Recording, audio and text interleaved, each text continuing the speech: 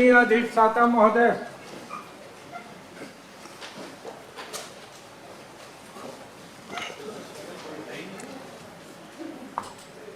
मत संख्या 2 माननीय नेता सदन। विधायी कार्य तो पूरा होगा। हाँ विधायक करिए। मान्यवर, मैं आपकी अनुज्ञा से उत्तर प्रदेश विधान परिषद के तृतीय सत्र 2021 दिनांक 15/12/2021 से दिनांक 17/12/2021 तक मैं उत्तर प्रदेश विधान परिषद की प्रक्रिया तथा कार्य संचालन नियमावली 1956 के नियम 115 के अधीन प्राप्त सूचनाओं पर कृत कार्रवाई का विवरण नियमावली के नियम 115 और 4 की अपेक्षानुसार सदन की मेज पर रखता हूँ। मत संख्या 3 माननीय ऊर्जा मंत्री जी। माननीय अधिष्ठाता महोदय, मैं आपकी अनुज्ञा से कानपुर विद्युत आपूर्ति कंपनी लिमिटेड का 7वां वार्षिक प्रतिवेदन 2015-16 को कंपनी अधिनियम 2013 की धारा 395(1)(b) की अपेक्षा अनुसार विलंब के कारणों सहित सदन की मेज पर रखता हूँ। मत संख्या 4 माननीय ऊर्जा मंत्री जी। माननीय अधिष्ठाता महोदय, मैं आपकी अनुज्ञा से पश्चिमांचल विद्युत वितरण निगम लिमिटेड मेरठ की 12वीं वार्षिक रिपोर्ट 2014-15, 13वीं वार्षिक रिपोर्ट 2015-16, 14वीं वार्षिक रिपोर्ट 2016-2017 तथा 15वीं वार्षिक रिपोर्ट 2017-2018 को कंपनी अधिनियम 2013 की धारा 395(1)(b) की अपेक्षा अनुसार विलंब के कारणों सहित सदन की मेज पर रखता हूँ। माननीय सहकारिता राज्य मंत्री स्वतंत्र प्रभार। मान्यवर, मैं आपकी अनुज्ञा से उत्तर प्रदेश राज्य भंडारण निगम के स्थिति पत्रक एवं लाभ हानि खाता 2017-2018 को दिनांक वेयर हाउसिंग कॉरपोरेशन एक्ट 1962 की धारा 31 की उपधारा 11 की अपेक्षा अनुसार विलंब के कारणों से सदन की मेज पर रखता हूँ। मत संख्या 6 माननीय श्री राज बहादुर सिंह जी चंदेल। आगे माननीय चंदेल जी, प्रतिवेदन प्रस्तुत करना है।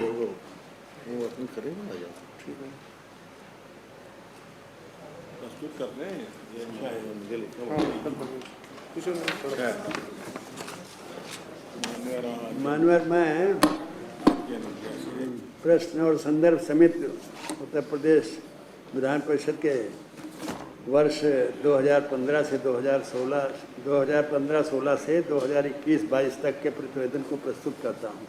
मुद्रित प्रतियां बाद में वितरित की जाएगी। मत संख्या 7 माननीय मुख्यमंत्री। आपकी अनुज्ञा से जनपद अम्बेडकर नगर, तहसील टांडा, अकबरपुर, बीही, जलालपुर व आलापुर के सभी ग्रामों में क्रम से कमलापुर व मीठेपुर में राजस्व कर्मियों द्वारा घरौनी बनाने में नियमों का पालन किए जाने के संबंध में श्री हीरालाल यादव पूर्व सदस्य विधान परिषद व श्री लाल बिहारी यादव सदस्य विधान परिषद द्वारा दिनांक 16 दिसंबर 2021 को अंतर्गत दी गई सूचना पर कृत कार्रवाई से सदन को अवगत कराता हूँ। मत संख्या 8 माननीय उच्च शिक्षा मंत्री जी।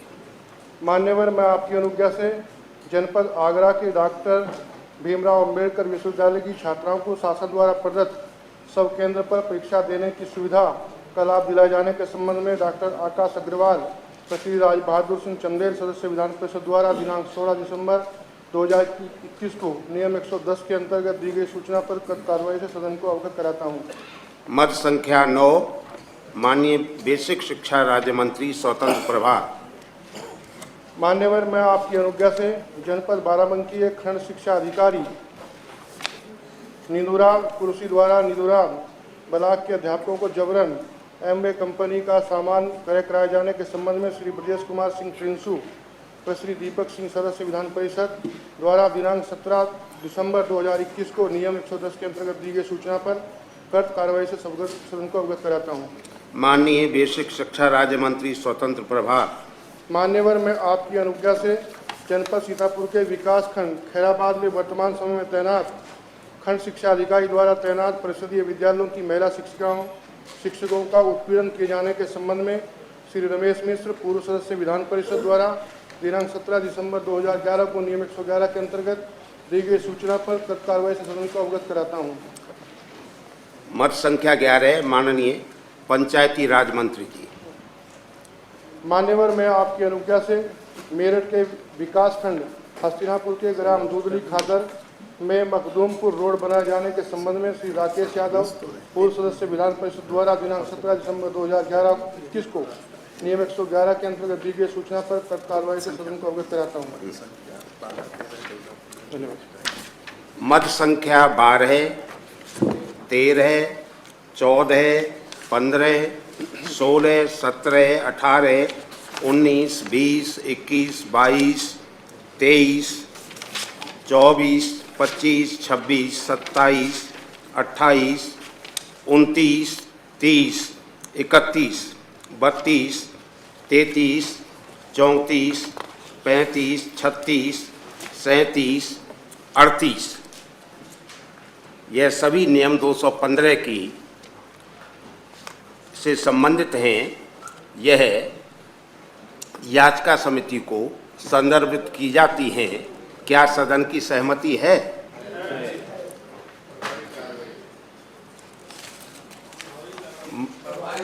प्रभावी कार्रवाई के लिए अब श्री राज्यपाल जी के भाषण पर चर्चा का विषय, और सभी को मौका मिलेगा, लेकिन एक अपेक्षा है, आग्रह भी है कि सबको अपने विषय को 5 मिनट में ही सभी को मौका मिलेगा। शुक्ला जी, चौधरी साहब, चिंता न करें, सभी को मौका मिलेगा, लेकिन सभी क्रम से, माने इधर का भी पक्ष आए और इधर का भी पक्ष आए, उसके आधार पर। जी, अब तो संख्या इधर की ज्यादा है तो उसी अनुपात में सब क्रम आएंगे। हाँ, माननीय श्री रणो विजय सिंह जी, मैं आपको जानबूझ के बटवा रहा हूं। मान सिंह जी तो बोलते ही रहते हैं, लेकिन हमारा लक्ष्य ये है कि जो सदन में अभी तक कम बोले हैं, पहले अवसर उनको दिया जाए। माननीय सभापति जी, बस आग्रह है, आपने राज्यपाल के अभिभाषण पर मुझे बोलने का मौका दिया, इसके लिए आपको बहुत बहुत धन्यवाद। माननीय सभापति जी, समाजवादी पार्टी की तरफ से कुछ संशोधन प्रस्ताव दिए गए हैं। अगर माननीय राज्यपाल जी द्वारा और उत्तर प्रदेश की सरकार के द्वारा जो 2012 में हमारे समाजवादी पार्टी के पूर्व मुख्यमंत्री और इस युवाओं की तकदीर आदरणीय अखिलेश यादव जी द्वारा समाजवादी महिला पेंशन जो 55 लाख महिलाओं को दिया जा रहा था, लेकिन जब 2017 में जुमलों के आधार पे भारतीय जनता पार्टी की सरकार उत्तर प्रदेश पे पदारूढ़ हो जाती है, तो ये जन कल्याणकारी योजना जो महिलाओं की बात करके, महिलाओं का वोट, नौजवानों का वोट लेके भारतीय जनता पार्टी उत्तर प्रदेश में सरकार बनाने का काम करती है, लेकिन महिलाओं के द्वारा महिलाओं के लिए चलाई जा रही योजना को वो बंद कर देती है। इसलिए मैं इस बात को जोड़ने के लिए पुरजोर मांग करता हूं सदन से। साथ ही साथ उत्तर प्रदेश में जब 2012 में हमारे अखिलेश यादव जी पूर्व मुख्यमंत्री उत्तर प्रदेश की कुर्सी संभालते हैं, तो जब से देश आजाद हुआ, आप रिकॉर्ड देख लीजिए, गरीबों के लिए 20,000 की योजना, 35,000 की योजना, 70,000 की योजना, 1,20,000 की प्रधानमंत्री आवास योजना, 1,20,000 की मुख्यमंत्री आवास योजना। लेकिन उत्तर प्रदेश की कुर्सी पे जब किसान धरती पुत्र मुलायम सिंह यादव के बेटे आदरणीय अखिलेश यादव जी बैठते हैं उत्तर प्रदेश में मुख्यमंत्री के कुर्सी पे, तो गरीबों का दर्द समझते हैं। और झुग्गी झोपड़ियों में रहने वाले लोग कैसे पक्के मकानों में अच्छा 2 कमरे का मकान बन जाए और उन्हें सौर ऊर्जा भी प्रदान हो जाए, उन्हें इंडिया मार्क का हैंडपंप भी प्रदान हो जाए। इस पीड़ा को लेकर जब वो गांव में जाते हैं और देखते हैं, तो वो गरीबों को लोहिया आवास के रूप में एक योजना को उत्तर प्रदेश में लाते हैं, जिसमें 3.5 लाख रुपए गरीबों को लोहिया आवास के लिए मिलता है। लेकिन दुखद है कि उत्तर प्रदेश में जन कल्याणकारी योजनाओं को जब 2017 में भारतीय जनता पार्टी की सरकार आती है, तो उसे भी बंद कर देती है। 1,53,000 शिक्षा मित्र जो मनरेगा से भी कम पैसा पाते हैं, मनरेगा मजदूरों की जो महीने भर की मजदूरी होती है उससे भी कम पैसा पाते हैं। एमए और बीएड होकर वो विद्यालयों में, प्राइमरी विद्यालयों में नौनिहाल बच्चों को पढ़ाने का काम करते हैं जो देश का भविष्य है। लेकिन ये सरकार उन शिक्षा मित्रों के बारे में भी कोई चिंता नहीं करती है। आदरणीय अखिलेश यादव जी थे 2012 में, तो उनके बारे में चिंता करके 40,000 रुपए सहायक अध्यापक बनाकर देने का काम करते थे, लेकिन उच्च न्यायालय से उस पर रोक लगा दी गई। फलस्वरूप 2017 में भारतीय जनता पार्टी की सरकार आ जाती है। आप मनरेगा मजदूरों के मजदूरी के बराबर पढ़े लिखे नौजवानों को तनख्वाह नहीं देंगे, आप उनके मानदेय के बारे में विचार नहीं करेंगे, मानदेय बढ़ाने के बारे में विचार नहीं करेंगे, और आप कहते हैं कि हम उत्तर प्रदेश में जन कल्याणकारी काम कर रहे हैं। उत्तर प्रदेश में जब चुनाव का टाइम आता है तो गरीबों को राशन दिया जाता है, और जैसे चुनाव समाप्त हो जाता है गरीबों के राशन कार्ड की जांच शुरू कर देती है भारतीय जनता पार्टी की सरकार। इसलिए भारतीय जनता पार्टी की सरकार का असत्य वाचन और मिथ्या जुमला ये जग जाहिर हो चुका है, और उत्तर प्रदेश की जनता जान चुकी है। आने वाले दिनों में, आने वाले लोकसभा चुनाव में उत्तर प्रदेश की जनता इनको भरपूर जवाब देगी अपने मतों के अधिकार आधार पे। और इसलिए मैं केवल इतना निवेदन करना चाहता हूं सभापति महोदय कि ये जो जन कल्याणकारी योजनाएं किसी भी सरकार द्वारा चलाई जा रही थी, कोई भी सरकार आए और जाए, लेकिन जन कल्याणकारी योजना जिससे सीधा गरीबों को लाभ मिलता है, झुग्गी झोपड़ियों वालों को लाभ मिलता है, इसको बंद नहीं करना चाहिए, बल्कि उसको बढ़ा कर देने का काम कोई भी जन कल्याणकारी सरकार हो उसे करना चाहिए। इसी बात के साथ मैं अपनी बात को विराम देता हूं और सभापति जी को धन्यवाद देता हूं कि उन्होंने मुझे बोलने का अवसर प्रदान किया। धन्यवाद बहुत बहुत माननीय रणविजय सिंह जी। हाथ उठाने की आवश्यकता ही नहीं, आप चिंता न करिए, सभी का क्रम आएगा, आश्वस्त रहिए आप।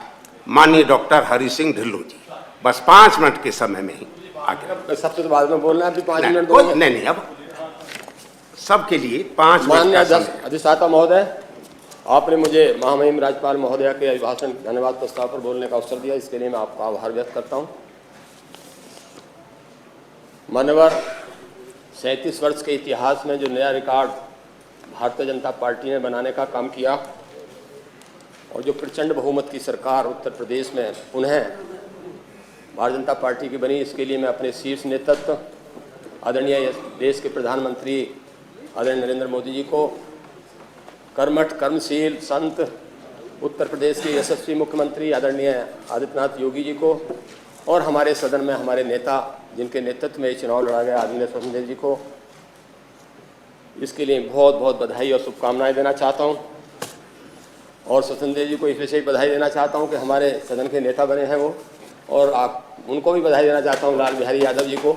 समय तो अल्प ही है, लेकिन आप आएँ, आप प्रतिपक्ष के नेता बने, आपका भी बहुत बधाई, आपको शुभकामनाएं मेरी। और हमारे साथ अभी 36 सम्मानित सदस्य जो निकाय से चुनकर आए हैं, सदन में आए हैं, उनको भी मैं बहुत बहुत बधाई और शुभकामनाएं देना चाहता हूं आप लोगों को कि अच्छा वातावरण बनेगा। आप लोग आए हैं, अच्छी एक ठीक परंपरा और आगे चलाने का काम करेंगे। मान्यवर, पिछले 5 वर्ष के अंदर उत्तर प्रदेश के मुख्यमंत्री आदरणीय योगी आदित्यनाथ जी के नेतृत्व में जो गांव-गांव, जो जन जन तक एक सफल सरकार का नेतृत्व में जो काम हुआ है, और एक अंत्योदय आखिरी व्यक्ति गांव छोर में, गांव का समाज का जो आखिरी व्यक्ति था, उसको योजनाओं को लाभ पहुंचाने के लिए जो काम किया है, सब उस पर राज्यपाल के अभिभाषण में भी ये चर्चा में साफ नजर आता है कि सरकार की नीयत ठीक है, सरकार की नीति ठीक है, और सरकार जन समस्याओं के प्रति संवेदनशील है। और जो भारतीय जनता पार्टी का मूल एजेंडा है सबका साथ, सबका विकास और सबका विश्वास के तहत जो काम करने का काम किया है, शायद उसी की परिणति है कि उत्तर प्रदेश की महान जनता ने पुनः उत्तर प्रदेश में भारतीय जनता पार्टी सरकार को बनाने का काम किया। हमारे बहुत सारे लोग, हमारे विपक्ष के राजनीतिक दल, शिक्षक साथियों को नहीं कह रहा हूं, राजनीतिक दल, उन्होंने इस पर बहुत लंबी चर्चा की है। चर्चा करनी भी चाहिए उनको, उनका यही काम है, क्यों जी, नहीं तो बर्खास्त हो जाएंगे। उन्होंने चर्चा की है, लेकिन अच्छी बात की भी चर्चा करनी चाहिए। अभी संजय लाठर जी यहाँ नहीं है, वो कह रहे थे बहुत किसानों पर बड़ा कुछ हुआ नहीं, कोरोना में बड़ा हाल खराब हुआ। मैं कहना चाहता हूँ, आपके माध्यम से चाहता हूँ महोदय, कि जहाँ तक किसान की बात ये कर रहे हैं, किसान का जितना काम भारतीय जनता पार्टी की सरकार में किसी सरकार में नहीं हुआ। हमने जो कहा वो किया। सरकार बैठते ही सरकार ने 86 लाख किसानों का कर्जा 36,000 करोड़ रुपए देकर माफ किया।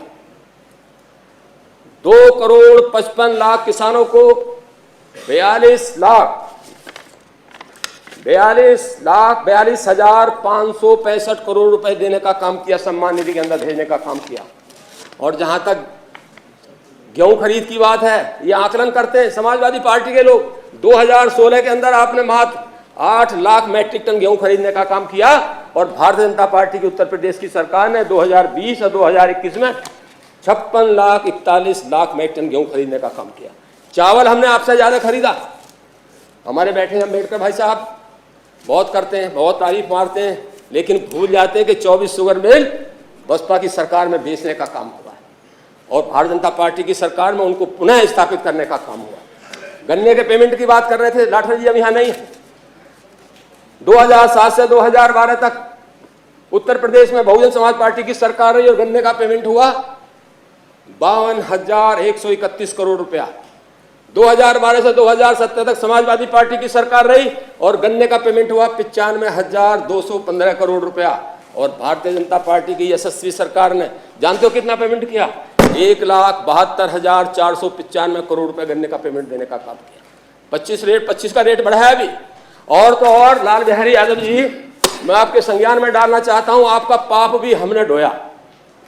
10,640 करोड़ रुपया जो समाजवादी पार्टी का बकाया था, वो हमने देने का काम किया। ये है आपकी सरकार, और ये है हमारी सरकार। बिजली की बात करते हैं, मैंने देखा, मैं गांव से जुड़ा हूं, मेरे जनपद में सबसे ज्यादा आंदोलन होते हैं अमरोहा के अंदर, सबसे ज्यादा यूनियन मजबूत है। गर्मियों के दिनों में हम पावर हाउसों पर बैठ के बिजली बांटा करते थे कि 2 घंटे तेरे घर जाएगी और 2 घंटे तुम्हारे फील्ड पे जाएगी। और हमारी सरकार में शहरों के जनपद के अंदर 24 घंटे, तहसीलों पर 22 घंटे, और गांव में 18 घंटे बिजली देने का काम किया है। और तो और इसके साथ साथ 24 घंटे में ट्रांसफार्मर बदलने का काम किया। क्या हुआ करता था, हमारे यूनियन बहुत लोग चंदा इकट्ठा हुआ करा करते थे कनेक्शन के नाम कि ट्रांसफार्मर बदल गया, पैसे इकट्ठे करो, और कुछ दिए, कुछ अपनी जेब में रखे, तब जाकर हुआ करता था। और इसी के साथ 1,41,00,000 लोगों को उत्तर प्रदेश में मुफ्त में हमने कनेक्शन देने का काम किया। ये बड़ा काम हुआ है। मैं धन्यवाद देना चाहता हूँ। यहाँ पे पंचायत राज मंत्री नहीं है। पंचायत राज में कितना काम हुआ है। जब पंचायत राज दिवस मना तो उत्तर प्रदेश को 28 पुरस्कार मिले साहब। कितने पुरस्कार मिले? 28 पुरस्कार मिले। 2,61,00,000 लोगों को व्यक्तिगत शौचालय बनाने का काम किया। 54,000 गांव के अंदर सचिवालय बनाने का काम किया, और 56,673 लोगों को संविदा पर रखने का काम किया। इस प्रदेश की सरकार ने किया। अभी कह रहे थे दीपक बाबू नहीं है यहाँ पे, बहुत वो कर रहे थे। और बिल्कुल एक नजर से पारदर्शिता के साथ, कोई भेदभाव नहीं, जाति, बिरादरी, धर्म, संप्रदाय नहीं साहब, जिसका जो मानक में आया उसको देने का काम किया। राजीव गांधी कहा करते थे, देश के प्रधानमंत्री जी, लाल किले पे भाषण होता है उनका, वो बोलते हैं जब 1 रुपया भेजते हैं तो गांव में 15 पैसे पहुंचते हैं। और हम डंके की चोट पर कहते हैं कि अगर मोदी जी और योगी जी 100 रुपये भेजते हैं तो 100 के 100 रुपये उस शौचालय वाले के अकाउंट में जाएंगे, उस आवास वाले के अकाउंट में जाएंगे। 42 लाख आवास दिए प्रधानमंत्री मोदी जी ने, 1,08,495 आवास आदरणीय मुख्यमंत्री जी के उससे मिले उत्तर प्रदेश को। तो ये है भारतीय जनता पार्टी की सरकार। कोरोना काल की चर्चा कर रहे थे अभी, संजय लाठर जी कह रहे थे कि भाई पलायन बड़ा पलायन हुआ, वो भूल गए। 15,000 छात्रों को हम कोटा से अपनी बसों में लेकर आए, वो पलायन भूल गए। कश्मीर के पंडितों का, उसकी चर्चा नहीं करना चाहते वो लोग। उन्हें उत्तर प्रदेश के कोरोना की इतनी बड़ी त्रासदी हुई है, दुनिया में सबसे बड़ी त्रासदी हुई, और हमारे प्रदेश के मुखिया को जहां राष्ट्रीय के प्रधानमंत्री तारीफ करते हैं, इनका 2 जवान कहने में इनका मुंह टूट जाता है। मुख्यमंत्री जी की तारीफ बाहर के राष्ट्र के अध्यक्ष कर रहे हैं, लेकिन हमारे देश के, हमारे प्रदेश के लोग एक जवान खोलने के लिए तैयार नहीं है। कोरोना काल में देखा हमने, हमने कितना काम किया। 25 करोड़ की जनसंख्या,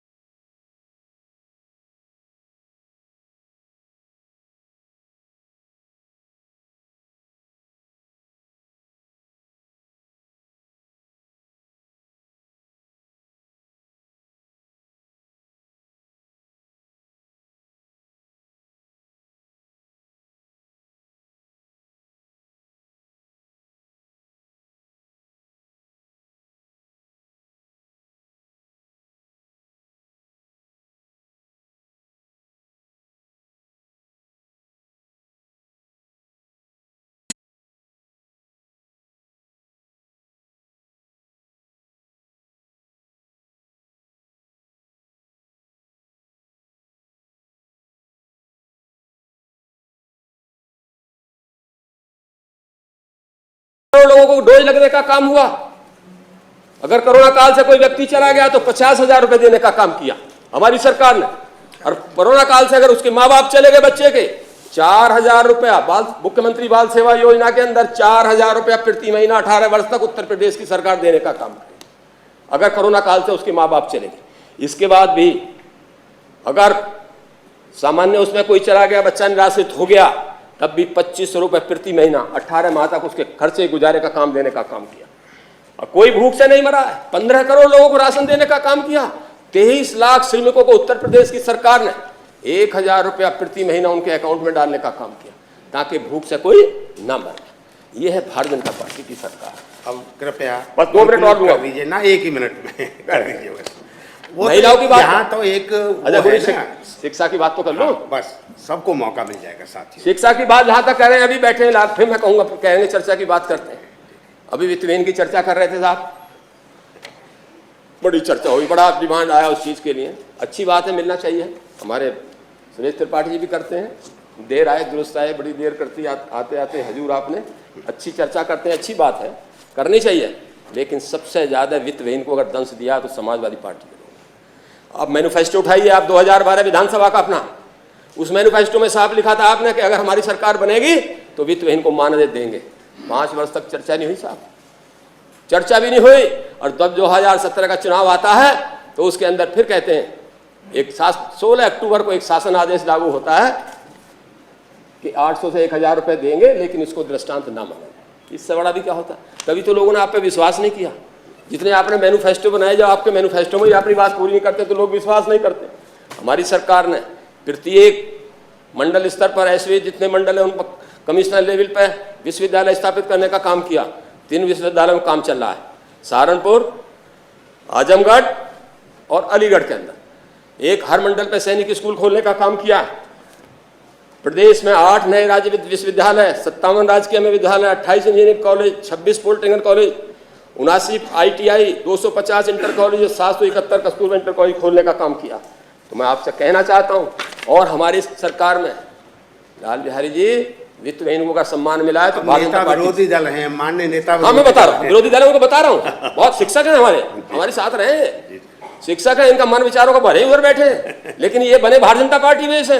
वित्त विहीन के वोट जो लोगों ने रोकने का काम किया, तो लाल बिहारी यादव जी का मेरे पे फोन आया कि वित्त विहीन के वोट रोक रहे हैं। मैं नहीं रुकेंगे, चिंता मत करो। और हम सब लोगों ने मिलकर कहा कि वित्त विहीन के वोट में नहीं जीते, लाल बिहारी यादव जी का ही मौका लगे, हमारा भी लग गया। क्यों जी, मना करो।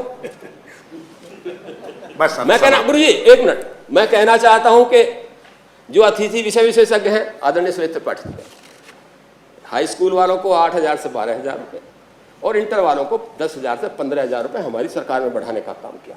मुख्यमंत्री अभ्युदय योजना भी सुन लो, कभी किसी ने बहुत योजना है डॉक्टर साहब, 2 घंटे में ही पूरी नहीं हो पाएगी। बस एक मिनट, इसलिए बस समाप्त करिए। कानून व्यवस्था के नाम पे सुन लो, 150 लोग 150 माफिया ऊपर पहुंचा दिए, 1866 लोगों की संपत्ति जब्त करने का काम किया। और जहां तक रोजगार की बात है, पिछले 10 साल 2016 से पूर्व की 10 वर्ष की सरकारों ने 2 लाख नौकरी दी है, और भारतीय जनता पार्टी ने 4.5 लाख नौकरी दी, 3.5 लाख लोगों को संविदा पर रखने का काम किया। 18% बेरोजगारी थी 2016-17 के अंदर, और अब मात्र 2.9% बेरोजगारी है। तो मैं कहना चाहता हूं कि भारतीय जनता पार्टी की सरकार ने हमेशा, अब मैं धन्यवाद देना चाहता हूँ गुरु जी सिख समाज का, और है 1 मिनट और बोलो। आप तो गुरु जी 1 मिनट के, गुरु जी सॉरी, 4 मिनट हो गए। सॉरी अधिष्ठाता महोदय, गुरु जी निकल जाता हूँ होके से मेरे से, इसके लिए मैं माफी चाहता हूँ आपसे। इसको उस कार्रवाई से निकाल दें, अधिष्ठाता ही लिखेंगे। मैं कहना चाहता हूँ मान्यवर कि सिख समाज के लिए आदरणीय योगी जी ने बहुत, सिख समाज की तरफ से उत्तर प्रदेश की सरकार, आदरणीय मुख्यमंत्री योगी जी को कोटम कोट आभार धन्यवाद व्यक्त करना चाहता हूं। 2007 के अंदर मैं इस सदन का सदस्य था, मान्यवर बहुजन समाज पार्टी की सरकार थी, मुश्किल से पंजाबी एकेडमी बनाई और बजट दिया 1,95,000 रुपये। समाजवादी पार्टी के लोग ठेकेदार हैं अल्पसंख्यकों के बड़े वाले, उन्होंने साहब बड़ा दिल करार विधायक, हम पंजाबी एकेडमी में बजट दिया 5 लाख रुपए। मैं धन्यवाद देता हूं योगी जी की सरकार को कि हमारा बजट बढ़ा के 1.5 करोड़ रुपया किया, और अनुदेशकों की नियुक्ति भी उर्दू एकेडमी के तर्ज पे करने का काम ये है। और मैं धन्यवाद देना चाहता हूं 27 दिसंबर को 2020 में 27 दिसंबर को गुरु गोविंद सिंह जी के 4 साहबजादों का शहीद हुए, उसको उन्होंने साहबजादा दिवस के रूप में मनाने का काम किया। गुरु नानक देव जी के जितने भी तीर्थ स्थल थे उनका नवीनीकरण कराने का काम किया। और गुरुओं की जो बलिदान था, सबसे बड़ा काम तो ये हुआ गुरु माननीय अधिष्ठाता महोदय जी कि जो गुरुओं का बलिदान था उसको उत्तर प्रदेश के पाठ्यक्रम में शामिल करने का काम किया है, जिससे गुरुओं के बारे में सारा प्रदेश जाने। ये बड़ा काम इसके लिए हुआ। मैं बहुत धन्यवाद माननीय डॉक्टर हरि सिंह। और अंत में मोदी जी का धन्यवाद कर दूं। हम 70 साल से गुरुद्वारों में अरदास पढ़ते हैं, हम 70 साल से गुरुद्वारों में अरदास में हमारे पढ़ते हैं कि हमसे जो तीर्थ स्थल छूट गए उनको हमारे दर्शन कराएं। वो तीरथपुर कॉरिडोर बनाकर मोदी जी ने सबसे बड़ा काम किया है कि हमारी अरदास जो 70 साल से गुरु महाराज के सामने कर रहे थे वो कबूल हो गई, और मोदी जी ने उसका सपना पूरा कर दिया। और तो और जो किसानों का आंदोलन था गुरु जी अधिष्ठाता महोदय, जो किसानों का आंदोलन था वो भी गुरु नानक जयंती पे वापिस लेने का काम किया। ये भी सिखों के लिए एक बड़े बहुत बहुत धन्यवाद माननीय डॉक्टर हरि सिंह ढिल्लों जी। बस आपका माननीय धन्यवाद। मुझे गोविंद नारायण शुक्ला जी, माननीय गोविंद नारायण शुक्ला। मैं समर्थन करता हूँ साहब, वो भूल गया था। हाँ, ये तो आवश्यक है। आपने मुझे महामहिम राज्यपाल महोदय द्वारा बोलने का अवसर दिया।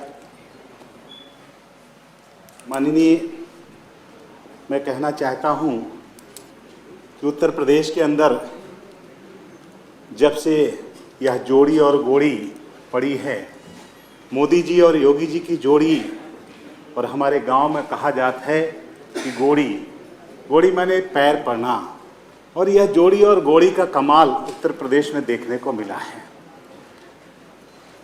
हमें याद है कि उत्तर प्रदेश की सड़कों पर जब हम जाया करते थे तो उस समय हम कहते थे कि सड़कें गड्ढे में हैं, या गड्ढे में सड़क है, लेकिन आज मैं कह सकता हूं कि उत्तर प्रदेश में प्रधानमंत्री ग्राम सड़क योजना के अंतर्गत 3,414 किलोमीटर सड़कों का निर्माण करके एक नई दिशा देने का काम किया है। और यही नहीं कहना चाहता, मैं ये भी कहना चाहता हूं कि आज के पहले अन्य राजनीतिक दल अपने नाम के लिए सड़कों का नाम देते थे, आवाज देते थे, तो उसमें कहीं ना कहीं अपना नाम हुआ करता था। लेकिन पहली बार देश के अंदर हुआ है कि प्रधानमंत्री सड़क योजना और प्रधानमंत्री मुख्यमंत्री आवास योजना, प्रधानमंत्री आवास योजना अपने नाम के लिए नहीं बल्कि समाज और देश के काम के लिए किया है। मैं कह सकता हूं कि उत्तर प्रदेश में लखनऊ से गाजीपुर तक जो एक्सप्रेस वे बना है, 340 किलोमीटर एक्सप्रेस वे जो हमने काम प्रारंभ किया 2021 में, ऐसे Purvanchal express way, Bundelkhand express way और गंगा एक्सप्रेस वे का निर्माण कार्य प्रारंभ हो चुका है। पहले हम कहते थे कि हमने यह सड़क बनाई है, लेकिन आज उत्तर प्रदेश हमारे मुख्यमंत्री योगी आदित्यनाथ जी के नेतृत्व में एक एक्सप्रेस वे के नाम से जाना जाता है कि उत्तर प्रदेश एक्सप्रेस वे की तरफ बढ़ चुका है। मैं आज इस सदन में कहना चाहता हूं कि राज्यपाल महोदय द्वारा जो प्रेषित किया गया है मुख्यमंत्री कन्या सुमंगला योजना, 12,68,000 बालिकाओं की शादी इस योजना के तहत लाभान्वित हो चुकी है। और मुझे याद है कि माननीय अध्यक्ष जी के द्वारा हमारे एक रात्र गांव निवास का एक कार्यक्रम तय किया गया था। उस गांव रात्र निवास कार्यक्रम में मैं जब गया अमेठी के जगदीशपुर के तातारपुर गांव में, तो मैंने गांव वासियों के साथ रात में जब संवाद स्थापित किया तो ग्रेजुएशन करने वाली एक लड़की खड़ी हुई और उस लड़की ने कहा कि मुख्यमंत्री सामूहिक विवाह योजना जो है ये भारतीय जनता पार्टी के सबसे अच्छी योजना है। तो मैंने कहा इसमें क्या अच्छाई है? तो उस बालिका ने कहा कि पहले ये जो बड़े बड़े लोग हैं, सांसद, विधायक, मंत्री हैं, डीएम, एफसी, एसपी हैं, ये लोग सिर्फ बड़े लोगों के यहाँ निमंत्रण में जाते थे। आज हम गरीबों के घरे माँ ये बड़ा बड़ा नेता और सब हमारे शादी में आवत हैं। यही उसने बालिका ने कहा। उसके बाद मैं कह सकता हूँ कि आज जो उत्तर प्रदेश के अंदर है, हमारे मुख्यमंत्री जी ने कहा था कि हमारी सरकार गांव, गरीब, किसान के लिए, कल्याण के लिए समर्पित होगी। और मैं कह सकता हूं कि आज हमने समूचे विपक्ष को भी कुछ मुद्दों से रोका है। जो धरना प्रदर्शन होता था, समय भी जाता था, जाया जाता था। आज बिजली के लिए हमारे ढिल्लो जी कह रहे थे कि गांव के अंदर भी 18 से 20 घंटे बिजली देने का काम किया है। और यही नहीं, उसमें मैं एक लाइन जोड़ना चाहूँगा, हर घर बिजली के माध्यम से घर घर बिजली देने का काम किया है, गरीब के घर भी बिजली देने का काम किया है। और मैं कह सकता हूँ कि उत्तर प्रदेश के अंदर हमने विपक्ष को इन मुद्दों से, धरना प्रदर्शन से मुक्त करने का काम किया है। खाद के लिए किसान लाइन लगाता था। मैं अमेठी का रहने वाला हूँ, मुझे याद है कि खाद के लिए भेटुआ ब्लॉक पर हम लोग लाइन लगाए थे, वहाँ पर लाठीचार्ज हुआ करता था। आज विपक्ष को धरना प्रदर्शन से मुक्त किया, यूरिया खाद, डाई खाद आम आदमी को मिल रहा है। आज बिजली के लिए लाइन से मुक्त करने का काम किया है। और इसी प्रकार से मैं कह सकता हूं कि आज बहुत सारे किसान हितैषी काम हुए हैं। इसी प्रकार से मैं कह सकता हूं कि आज योगी जी के राज में, भारतीय जनता पार्टी की सरकार में कानून का राज स्थापित हुआ है। कानून का राज स्थापित हुआ है। जनता के मन में इस बात का विश्वास जागृत हुआ और इस बात के विश्वास जागृत होने का मुझे इसका उदाहरण भी देखने को मिलता है कि जब हम कभी 2019 के चुनाव में अगर हमको 39% मत मिलता था, तो आज बढ़कर के 42% मत हुआ है। आज उत्तर प्रदेश की जनता मोदी और योगी के नाम पर उसी प्रकार से अडिग है, बल्कि उसमें बढ़ोतरी हो रही है, क्योंकि हमने जो कहा उस बात को किया। इस बात से सिद्ध होता है आज जो हमारा मूल मंत्र है, सबका साथ, सबका विकास, सबका विश्वास, सबका प्रयास के मूल मंत्र को लेकर के हमारी सरकार चल रही है। और मैं इस अवसर पर माननीय हमारे लक्ष्मण आचार्य जी द्वारा जो अपना प्रस्ताव प्रेषित किया है, उसके प्रस्ताव का मैं समर्थन करते हुए आपके प्रति आभार व्यक्त करता हूं। आपने मुझे अवसर दिया बोला। आपका भी बहुत बहुत आभार, धन्यवाद इस बात के लिए कि सुनिश्चित समय में भी आपने 2 मिनट उपलब्ध करा दिए और अन्य साथियों के लिए। आकाश जी, क्रम से आऊंगा। माननीय अम्बेडकर जी, अतर सिंह राव साहब नहीं बोलेंगे क्या? नहीं, अम्बेडकर जी बोल चुके, इसलिए मैं, हाँ, आ जाएं। तो माननीय ध्रुव कुमार त्रिपाठी जी, आपको समय की सीमा में बांधना हमें मुश्किल पड़ जाता है, पीठ को भी मुश्किल पड़ जाता है। बस निवेदन है, अरे आप 5 अपने मिनट में ही हैं, आपकी विषय को कृपा पूरा बरस करें। रही है। मान्यवर, आज महामहिम राज्यपाल के भाषण पर चर्चा हो रही है। आपने मुझे बोलने का अवसर दिया, मैं आपका व्यक्तिगत रूप से आभारी हूं, आपका धन्यवाद करता हूं। महोदय, महामहिम के अभिभाषण में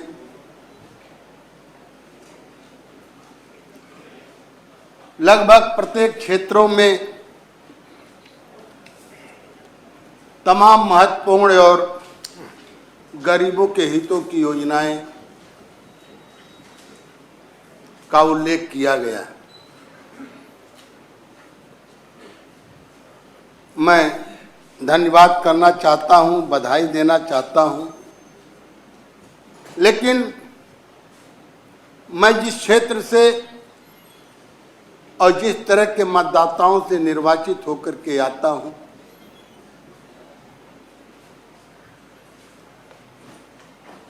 हम ऐसे परिवार के लोगों से संबंधित हैं जो देश के भावी कर्णधार हैं। वह झुग्गी झोपड़ी के परिवार के बच्चे जिनको शिक्षा प्राप्त करके आगे बढ़ने का सपना होता है, आगे बढ़ने की परिकल्पना होती है, और तमाम शिक्षाविदों ने, तमाम जिम्मेदार लोगों ने, तमाम राजनीतिक लोगों ने भी यह कहा है कि गरीबी तो तभी दूर हो सकती है जब एक एक बच्चा शिक्षित होगा। मानवर, आप भी उस संवर्ग से आते हैं। मैं आप पर गर्व करता हूं और सरकार को भी धन्यवाद देता हूं, माननीय सभापति जी को भी धन्यवाद देता हूं कि आपको उस आसन पर पहुंचाने का जो कार्य किया। लेकिन माननीय,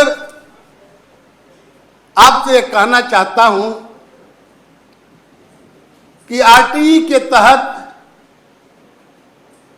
जो व्यवस्था दी गई, विशेष करके गरीब परिवारों को अच्छे स्कूलों में पढ़ने का या प्रत्येक स्कूलों में पढ़ने का,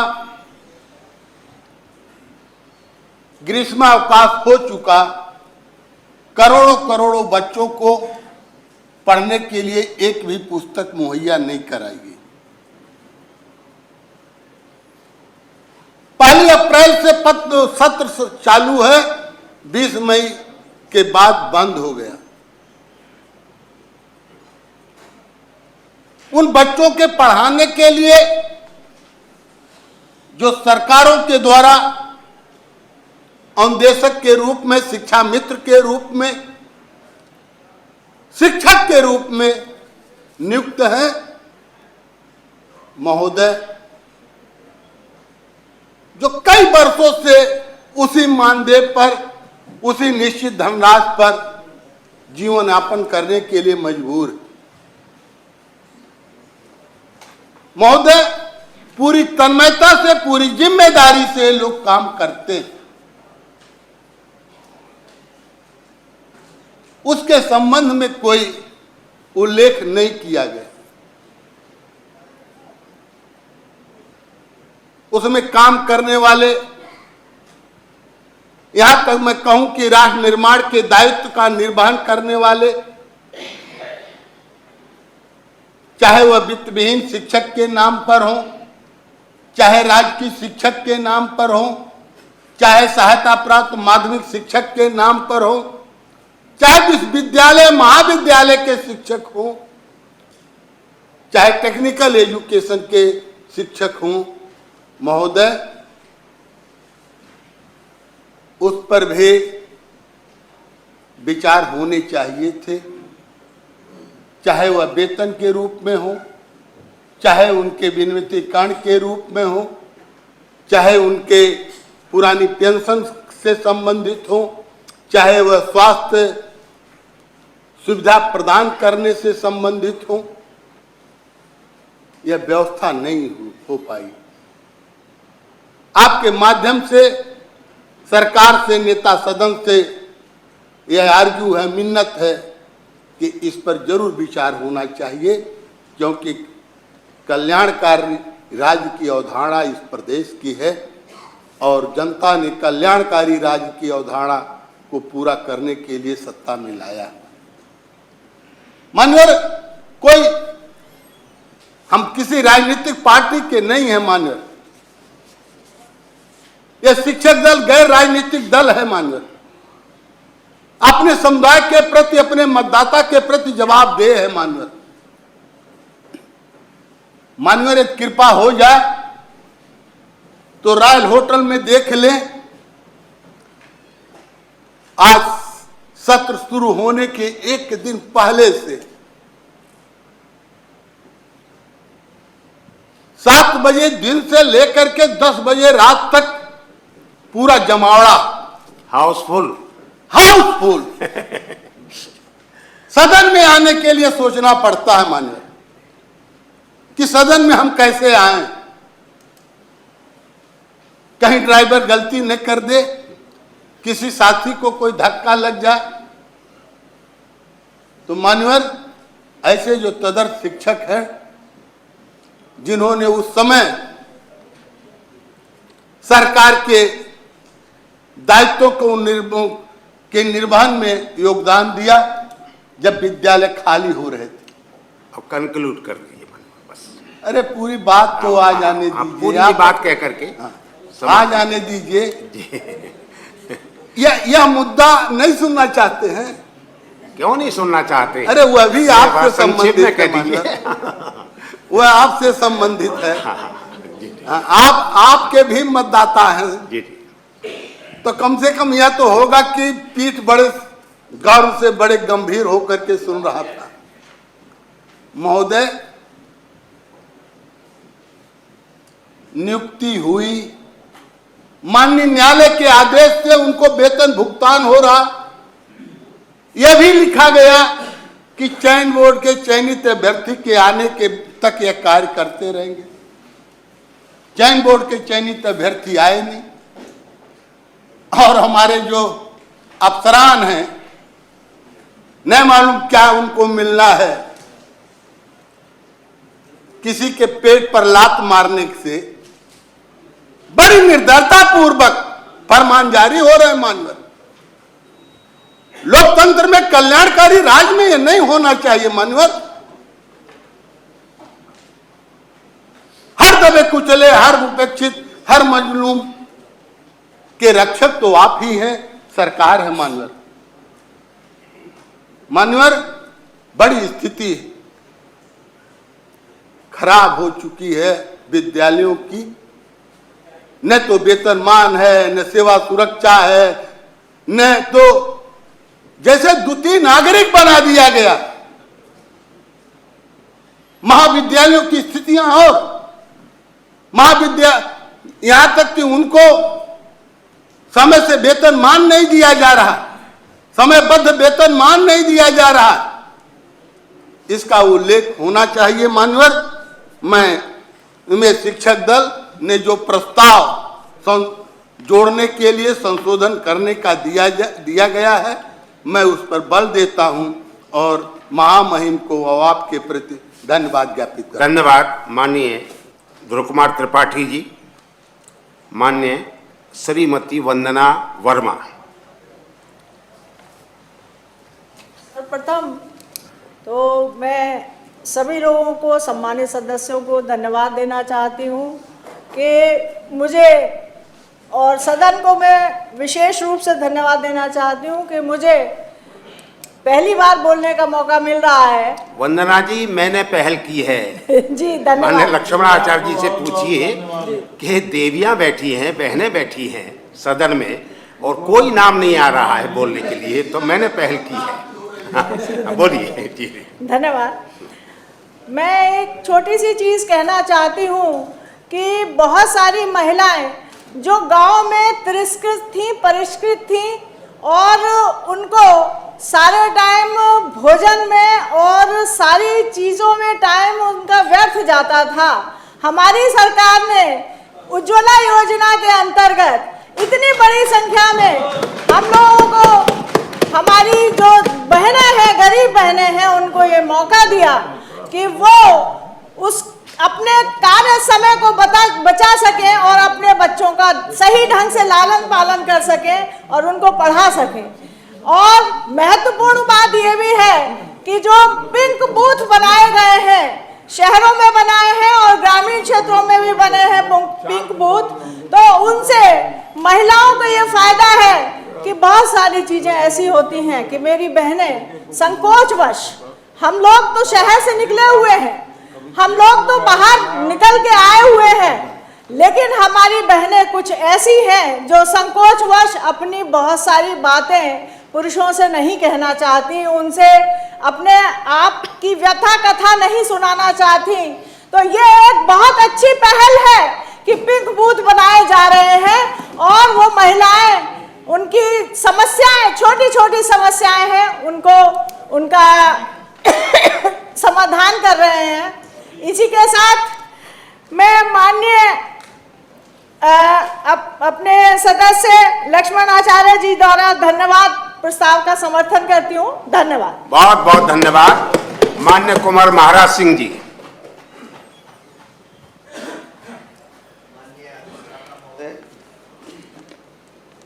आपने मुझे सदन में अपनी बात रखने का अवसर दिया, इसके लिए मैं आपका आभार व्यक्त करता हूँ। मान्यवर, मैं इसे ऑन करना पड़ता है क्या? माइक चल रहा है अपने आप जी। मैं पहली बार, अभी 3-4 दिन ही हुए हैं, बहुत ज़्यादा सदन की आपका स्वागत। रीत नहीं, तो इन सबसे बहुत ज़्यादा परिचित नहीं हूँ। कहीं कोई गलती हो जाए तो क्षमा करेंगे। मैं राज्यपाल महोदया के अभिभाषण पर धन्यवाद देने के लिए यहाँ प्रस्तुत हुआ। मान्यवर, मैं 4-5 दिन से सुन रहा हूँ सदन में ये कहा जा रहा है कि ये भाजपा सरकार लोकतंत्र विरोधी है, ये गरीब विरोधी है, ये किसान विरोधी है और ये एक फासिस्ट सरकार है। मान्यवर, मैं स्तब्ध हूँ ये सब सुनकर के। जिस सरकार को पूरी लोकतांत्रिक पद्धति से इस प्रदेश के कोटि-कोटि मतदाताओं ने प्रचंड बहुमत से चुना है, जिस चुनाव में कहीं बूथ नहीं लूटे गए, जिस चुनाव में कहीं बूथों पर कब्जा नहीं हुआ, जहां मतदाताओं को डराया धमकाया नहीं गया, उस चुनाव प्रक्रिया पर सवाल उठाए जा रहे हैं। मान्यवर, ये प्रदेश के मतदाताओं का अपमान है। जो हजार हजार के नोटों की माला पहनते रहे हैं वो हमें बेईमान बता रहे हैं। जिनके सैर करने के लिए इंग्लैंड से बग्गी आती थी वो हमें गरीब विरोधी बता रहे हैं। मान्यवर, अंतर इतना है कि ये कहते हैं कि देश के संसाधनों पर पहला हक अल्पसंख्यकों का है और भाजपा सरकार कहती है कि देश के संसाधनों पर पहला हक गरीब, शोषितों और वंचितों का। मान्यवर, मैं देख रहा हूं यहाँ कि माननीय नेता प्रतिपक्ष कहते रहे हैं कि कुछ जाति विशेष के लोगों को छूट है। ये बिल्कुल असत्य है और जो ये कहा जा रहा है ये निंदनीय भी मैं मानता हूँ। जरा ध्यान करें, 2002 से और 2017 तक जो सरकारें रही हैं, कैसा आतंक था पूरे प्रदेश में।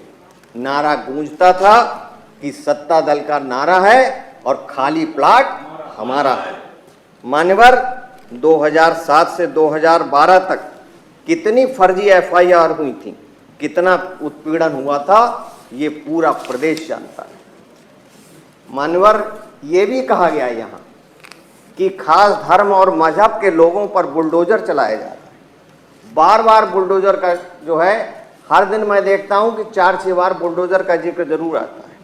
मान्यवर, बुलडोजर चलाया जा रहा है भूमाफियाओं पर, अवैध कब्जों पर, ड्रग तस्करों पर। मान्यवर, मैं बरेली जिले से हूँ।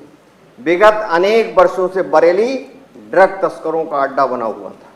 इंटरपोल तक चर्चा रहती थी।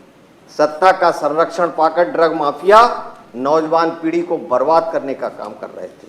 सरकार बदली और नज़ारा बदल गया। तस्करों की अवैध कब्जों वाली नाजायज संपत्तियों पर बुलडोजर चला तो तस्कर खुद सरेंडर करने लगे। मैं धन्यवाद करूंगा माननीय मुख्यमंत्री जी को कि बरेली में तस्करों के खिलाफ प्रभावी अभियान चलाकर प्रभावी कार्रवाई हो गई। अगर प्रदेश की जनता की भलाई और प्रगति के लिए बुलडोजर चल रहा है तो क्यों नहीं बुलडोजर चला। मान्यवर, सबसे ज्यादा सवाल प्रदेश की कानून व्यवस्था पर उठाए गए। मैं माननीय नेता प्रतिपक्ष को स्मरण कराना चाहता हूं कि इस सदन के बराबर में ही जो दूसरा सदन है, माननीय विधायकों के सिर किस सरकार में फूटे थे। वीआईपी गेस्ट हाउस कांड लोग अभी भूले नहीं हैं। ये और बात है कि जिन लोगों ने वो कांड किया, मैं माननीय सदस्य का ध्यान दिलाना चाहूँगा कि वो कहते हैं ना कि नाना करते प्यार तुम्ही से कर बैठे, और करना था इनकार मगर इकरार तुम्ही से कर बैठे। मान्यवर, ये कानून व्यवस्था के अंतर्गत ही है कि भू माफियाओं से पिछले 5 वर्षों में 64,398 हेक्टेयर क्षेत्रफल जो है मुक्त कराया जा चुका है। मान्यवर, योगी सरकार पर यह भी आरोप लग रहा है कि धर्म या मजहब विशेष के खिलाफ काम कर रही है। माननीय मुलायम सिंह जी, माननीय बहन मायावती जी और माननीय अखिलेश जी की 15 वर्षों तक सरकार रही। हर साल, हर वर्ष 2 बार ईद आती है मान्यवर, और बेचारे हमारे मुस्लिम भाई जिनका ये वोट तो लेते हैं। कुमार साहब, समापन की बस समापन कर रहा हूँ भाई साहब। लेकिन बेचारे मुस्लिम भाई सड़कों पर नमाज पढ़ते, गंदगी में नमाज पढ़ रहे थे, धूप में बारिश में सड़कों पर नमाज पढ़ रहे थे। और इस बार भाजपा सरकार आई और मोदी जी ने इतना बढ़िया इंतजाम किया कि सबकी बढ़िया व्यवस्था नमाज पढ़ने की गई, और पूरे प्रदेश में भी कहीं सड़कों पर नमाज नहीं पढ़ी गई, कभी नहीं किया इन्होंने। और इसका उल्लेख, इस उपलब्धि का उल्लेख मुझे लगता है शायद इसमें नहीं है। मान्यवर, इस उपलब्धि से जनता भी खुश है और नमाजी भी खुश है। मान्यवर, कल माननीय सदस्य दीपक जी ने क्षेत्र पंचायत के सम्मान और अधिकारों की बात की थी। मैं बताना चाहूंगा कि योगी सरकार ने प्रदेश की 54,876 ग्राम पंचायतों में ग्राम सचिवालय स्थापित किए गए।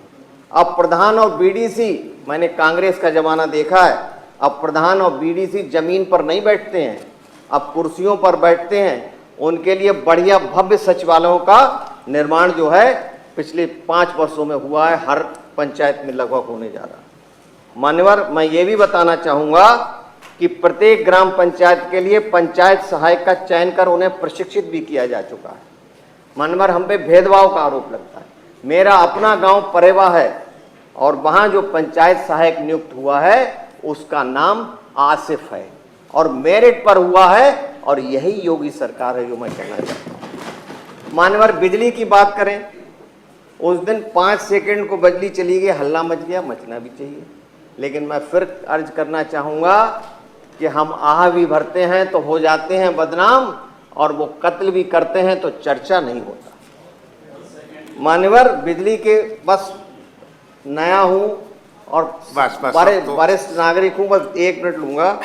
बिजली के बारे में पहले ये कहा जाता था कि ये चचा का जिला है, ये बुआ का जिला है, ये भतीजे का जिला है, इसलिए यहाँ 20 घंटे बिजली मिलेगी और बाकी लोगों को मोमबत्ती में रोटी खानी पड़ेगी।